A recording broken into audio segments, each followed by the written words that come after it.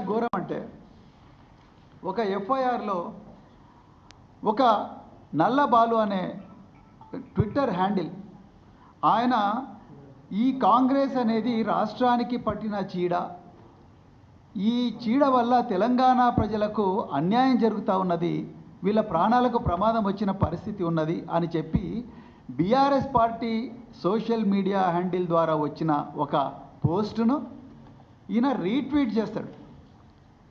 Retweet చేస్తే ఆయన మీద కేసు పెట్టిండ్రు. సెక్షన్ 67 ఐటీ యాక్ట్ పెట్టిండ్రు. అసలు సెక్షన్ 67 ఐటీ యాక్ట్ ఎప్పుడు పెట్టాలి? ఏవైనా అశ్లీలమైన విషయాలు, మహిళలను పురుషులను అగౌరవపరిచే విషయాలు, మరి ముఖ్యంగా అశ్లీలమైన విషయాలు, it clearly talks about obscenity.